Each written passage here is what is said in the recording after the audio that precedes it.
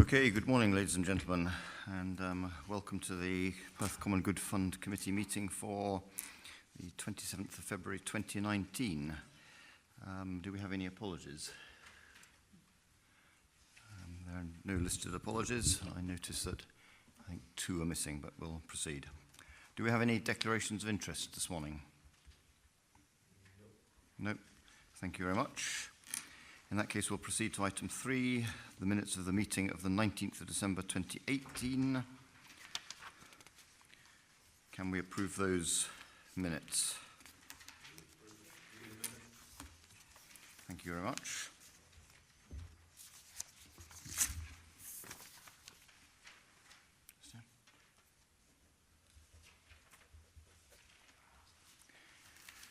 Thank you very much. Do you have any matters arising from the minutes? Just this comes up a bit under the budget, but it's also on the minutes on page 9 about the properties at North Medvin Street and Northport. I wasn't exactly clear when the works, these premises, is to be complete. The reports, I think, say that they would be complete by the end of this financial year, more or less. But is there any clarification we can have on that, please? Yeah, the North Medvin Street works are all actually happening at the moment, so they'll be complete by the 31st of March this year. The Northport works, the works are going to straddle financial years, so part works will be undertaken before 31st of March and the remainder in probably early April, May time next year, next financial year. So will Northport be a charge on next year's funds then? Northport has been allowed for in the budget for next year.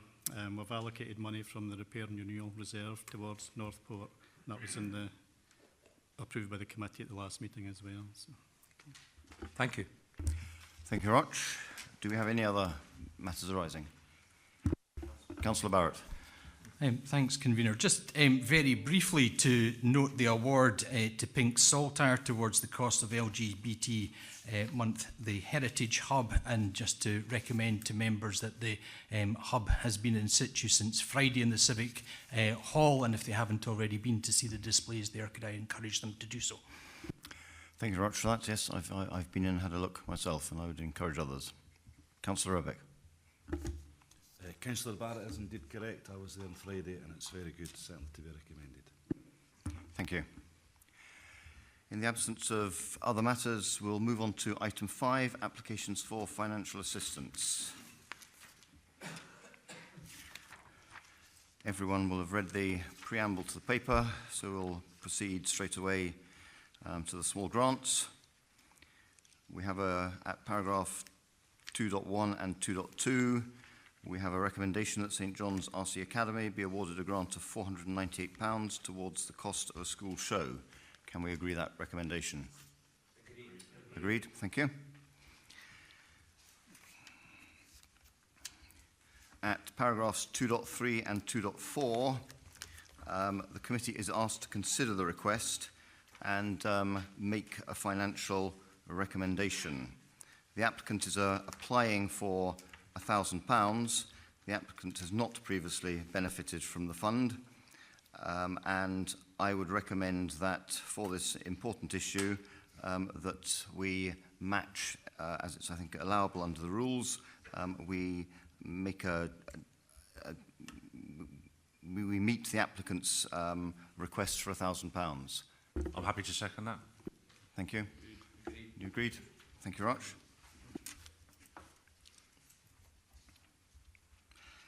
At item 2.5 and 2.6, we have a recommendation that Perthshire Musical Competition Festival Association be awarded a grant of £1,500 towards the cost of Perform in Perth, Perthshire Festival. Are we happy to agree that recommendation? Agreed. Agreed, thank you.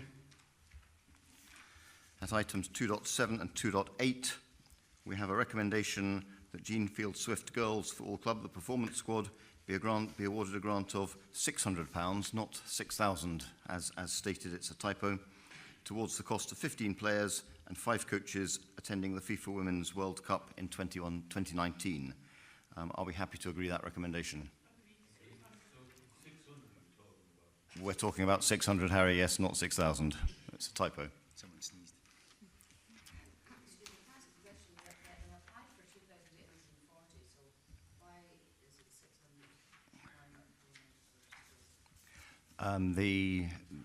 The grant is in line with the guidance, a criteria, Appendix 1, 7.7, in terms of the amounts that can be awarded to individuals.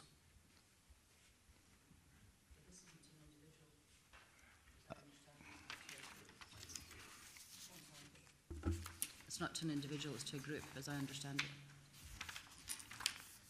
Where am I?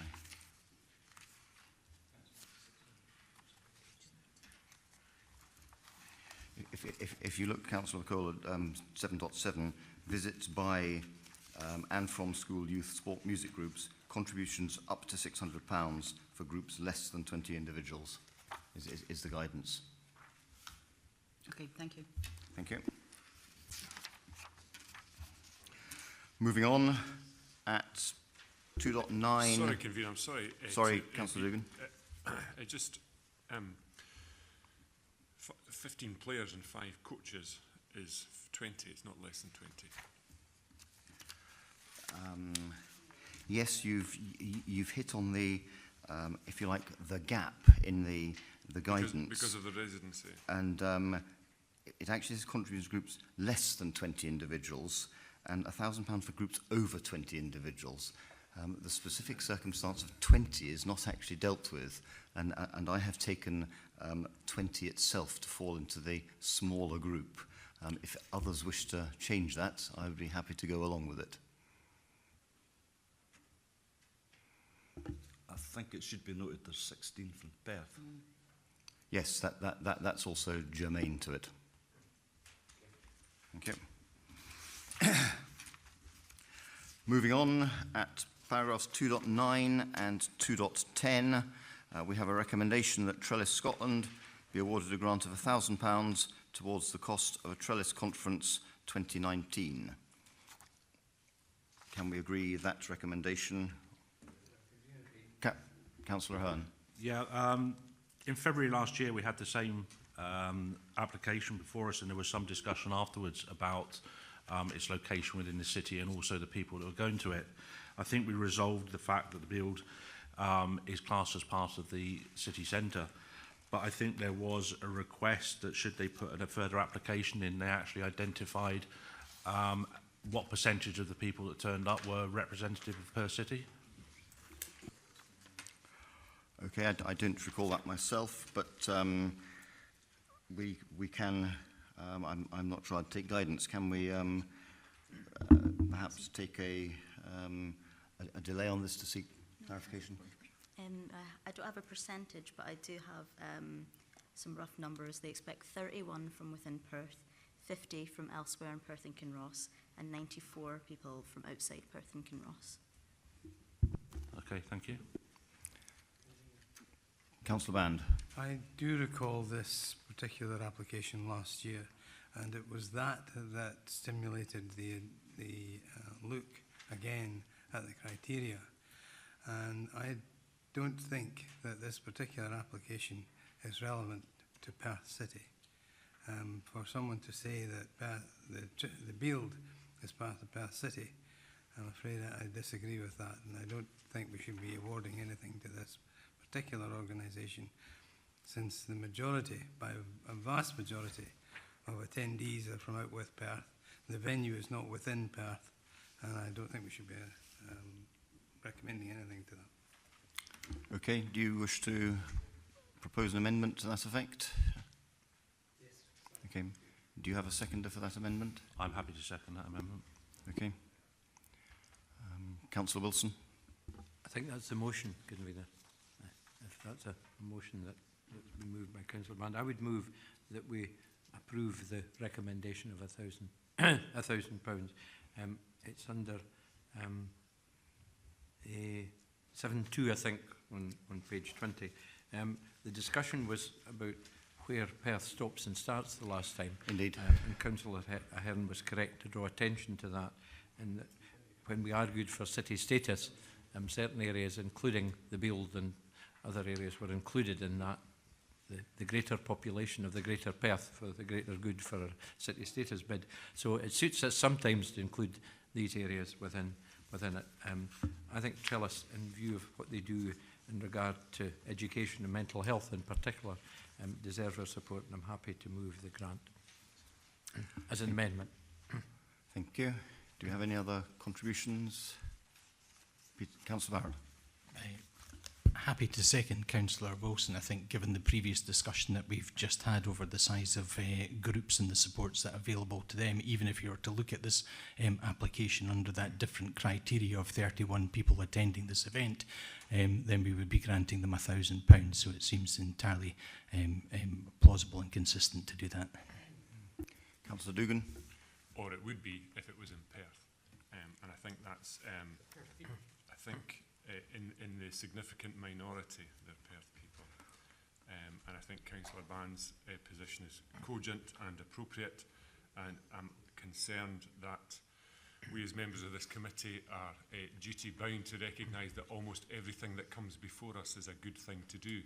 Our job is to discern if it's a good and appropriate thing to be funded from the Common Good Fund, and I think unfortunately, despite how good this is, it's not appropriate. At pre-agenda, I thought that this particular application might raise some debate, and we might have a division. But yeah, that's the way it goes. Did Councillor Robeck, did you want to? No, okay. Do we have contributions from anyone else?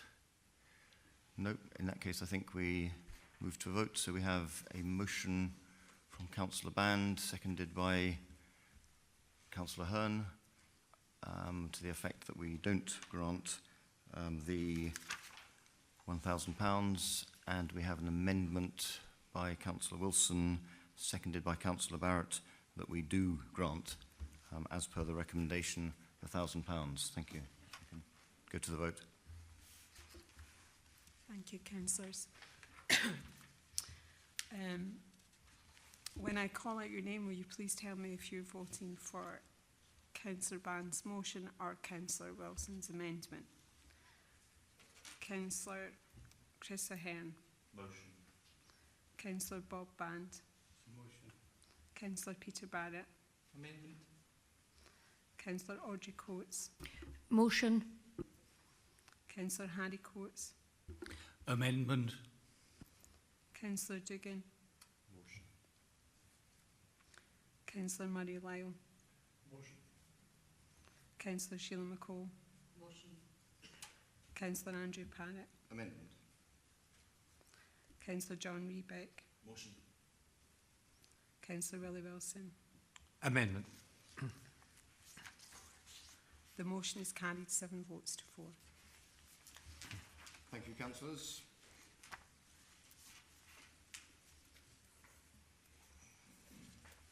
We will proceed.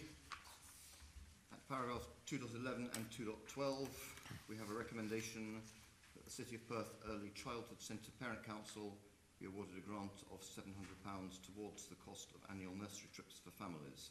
Can we agree that recommendation? Agreed. Agreed, thank you. At paragraph 2.13 and 2.14, we have a recommendation that Men and Children Matter be awarded a grant of £250 towards the costs of Outdoors is Great. Can we agree that recommendation? Agreed. Thank you. That completes the applications for financial assistance. We move to paper 6, which is the 2019-20 budget and the 2018-2019 financial statement. Mr. Coyne. Thank you, Convener. Yeah, the purpose of this report is to approve the budget for financial year 1920 for the Common Good Fund, and it also details income and expenditure to the 31st of January 2019 and the projected outturn for financial year 2018-19. So what I'll do, I'll take you through the narrative and then we'll go into the appendix. I think that'll be the easiest way to do it rather than flicking back and forward. So, as you're aware, the financial year budget for 18-19 was approved by the committee on 26th of February 18, so this is us going through the process again for 1920. The budget for 1920 has been prepared and activity undertaken in the previous financial years, and we've adjusted it for anticipated changes in the new financial year. So what we have is in Appendix 1, we've got the proposed 1920 budget plus draft budgets for 2021 and 21-22. Then we also have an Appendix 2, which kind of breaks down the income and the percentage of financial assistance based on the income. So I'll touch on that one later. So the budgets are basically in line with 18-19. There are a couple of wee adjustments, nothing major. Probably the major one is obviously the railway steps is dropping out because that work is finished on the railway steps. The North Mervyn Street we've touched on already, and the Northport shop as well. But the North Mervyn Street budget drops out as well because obviously works will be done up by the 31st of March 19. To Northport and Perth, the shop will need a budget of 35,000 we reckon for 1920, so that's, as I say, funded from the Repair and Renewal Reserve. In terms of other items like rent and rates, the rateable value of the waters at Perth are under appeal, but that is used for the assessment of the amount due to the Tay District Salmon Fisheries Board. So at the moment in time, I think they had a meeting quite recently, but I don't know the outcome of it yet in terms of setting the fees, but we've assumed that the fees will be in line with 18-19. And in terms of repairs and maintenance, we've touched on that in terms of the big projects, but we'll propose to keep the general budget for general repairs and maintenance at £15,000, which is more than adequate based on previous expenditure. Financial assistance budgets we're proposing to remain unchanged. The total budget would be 115,000, so that's split 15,000 for fireworks, 60,000 for small grants and 40 for capital grants. Christmas events, similar, we'll keep that unchanged at 40. In terms of income, I've put a wee section about the permits, fishing permits in section 2.6, just to show the declining trend. Something to keep an eye on, but I'm not proposing that we change anything for 1920. So in summary, the revenue account balance at the end of this year is expected to be about the 1.48 million mark. Assuming the budget's approved and the figures come in as planned for 1920, I'll drop slightly to 1.46 million, but then thereafter we reckon it'll be back up to the 1.5 million by the end of 21-22. We're actually proposing that, in line with previous years, that we attempt to make a surplus every year, so the surplus is around about 7% of the annual income available to the fund. But we also know there'll be underspends, be overspends, so hopefully we're there or thereabout based on previous expenditure patterns. Repair and Renewal Reserve, we're proposing. We know the majority of works are done now. That'll drop back to about 120,000. So we'll just keep at that until we've done the review of common good property portfolios, etc., in terms of the Community Empowerment Act requirements. So the projected and committed balance at the 31st of March 2020, we reckon will be around the 341,000 mark. So that's available for remaining, for funding any unforeseen obligations for the Perth Common Good Fund.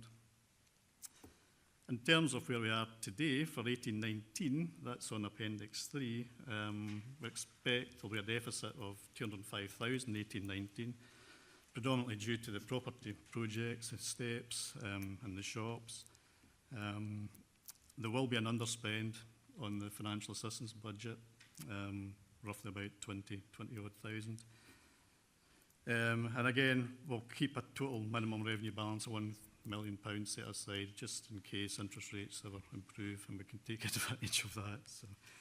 So in summary, the report asks us to approve the Common Good Fund budget for financial year 1920, set as in Appendix 1.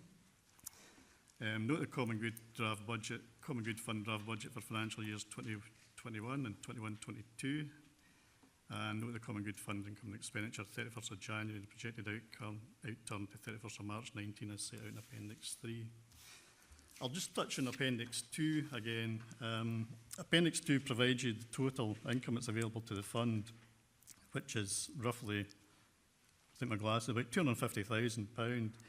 So 62% of that funds financial assistance awards. So that includes like the winter switch on, the fireworks and the grants budgets,